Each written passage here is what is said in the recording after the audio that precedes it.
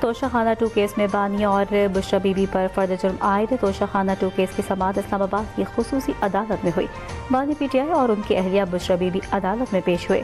خصوصی جج شاہ رخ ارجمند نے کیس کی سماعت کی. کیس کی ابتدائی تحقیقات قومی احتساب بیورو نے کی تھی. نیب ترامیم کی روشنی میں کیس ایف آئی اے کو منتقل کیا گیا تھا.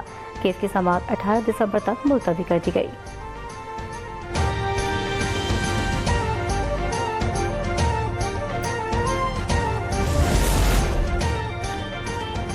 توشہ خانہ 2 کیس میں F I a Bushra be be کی ضمانت منسوخ کرانے میں ناکام.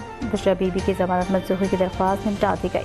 بشرا بی بی ٹرائل کورٹ پیش نہ ہوتی تو جج ضمانت واپس لے سکتا ہے. جج کو اپنے خیرات کا پتہ ہوتا ہے. ٹرائل کورٹ نے استثنا بھی دی ہوئی ہے. اسلام آباد ہائی کورٹ کے ریمارکس.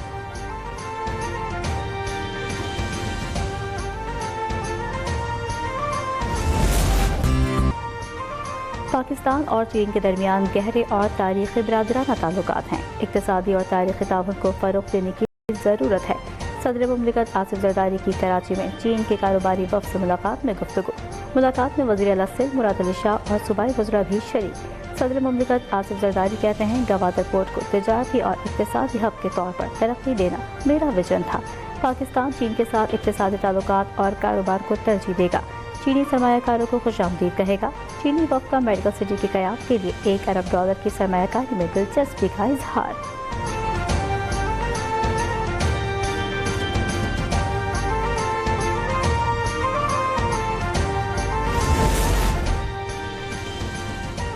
K4 کی توسیع کا کام 30 دسمبر سے شروع کیا جائے گا. وزیر اعلیٰ سندھ کہتے ہیں ورلڈ بینک سندھ حکومت کے ساتھ اپنے حصے کے فنڈ جاری کرے. چاہتے ہیں K4 کی توسیع کا کام تیزی سے کیا جائے. مراد علی شاہ کی ورلڈ بینک کے ساتھ اعلیٰ سطح کے اجلاس میں گفتگو. کہا منصوبے کے تحت Karachi water and service board میں آپریشنل اصلاحات اور پانی کی تقسیم کے نظام کو بہتر کرنا شامل ہے. ورلڈ بینک کے کنٹری ڈائریکٹر نے سندھ حکومت کو فنڈ مہیا کرنے کی یقین دہانی کرائی.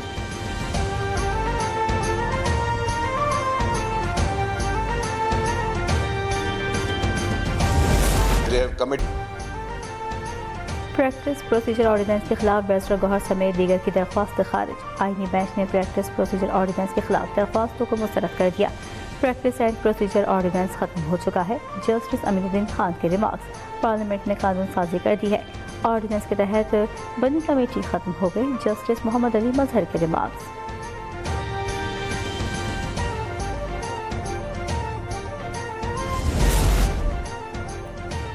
بشرا بی بی اچھے بچوں کی طرح خاموش ہیں. وزیر اطلاعات پنجاب عظمی بخاری کہتی ہیں بشرا بی بی 26 نومبر کو جو ڈی چوک فتح کرنے آئی تھی مگر آج صحافیوں کے سوالوں پر ایک لفظ نہیں بول سکیں. بشرا بی بی کی غیر سیاسی سوچ اور غیر سیاسی فیصلوں نے ان کی پارٹی کو تقسیم کیا. پی ٹی آئی کا انقلاب مہینے میں ایک بار انگڑائی لیتا ہے. جیسے ہی ریاست اپنی ریٹ قائم کرتی ہے انقلاب دم دبا کر بھاگ جاتا ہے.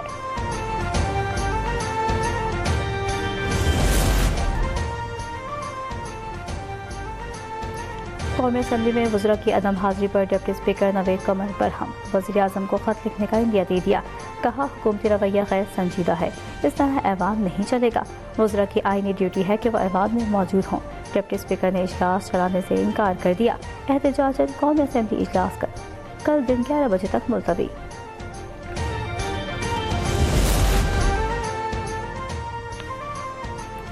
پاکستان اسٹاک ایکسچینج کے لیے ایک اور تاریخ ساز دن. کاروباری ہفتے کے چوتھے روز زبردست تیزی کے باعث انڈیکس مزید 2 حد عبور کر گیا. 100 انڈیکس سے 1,13,000 کی حد پار کر گیا. مارکیٹ 1985 پوائنٹ کا اضافہ 1,12,796 پر ٹریڈ کر رہی ہے. شام کے عبوری وزیر اعظم محمد البشیر بیرون ملک مقیم لاکھوں شامی پناہ گزینوں کو واپس لانے کا فیصلہ کر لیا. شام میں سابق حکومت کے دور میں سینکڑوں قیدیوں کے لواحقین اب بھی پیاروں کی تلاش میں در در بھٹک رہے ہیں. ہیومن رائٹس واچ نے شمالی شام میں بگڑتے ہوئے انسانی حالات پر خطرے کی گھنٹی بجا دی ہے.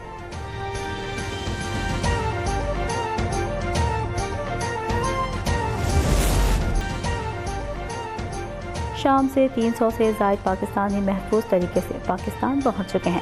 شام میں پاکستان قونصلیٹ تمام پاکستانیوں کو معاونت فراہم کر رہا ہے. ترجمان دفتر خارجہ ممتاز زہرا بلوچ کہتی ہیں شام میں اسرائیلی جارحیت پر شدید تشویش ہے. پاکستان غزہ میں فوری سیز فائر کا مطالبہ کرتا ہے. اور دنیا بھر میں فیس بک، انسٹاگرام سمیت میٹا کی مختلف سروسز چند گھنٹوں بعد فعال۔ پاکستانی وقت کے مطابق رات 11 بجے سوشل میڈیا سائٹس متاثر ہونا شروع ہوئیں۔ میٹا حکام کے مطابق فیس بک، انسٹاگرام اور واٹس ایپ میں خرابی 99% تک دور کر دی گئی۔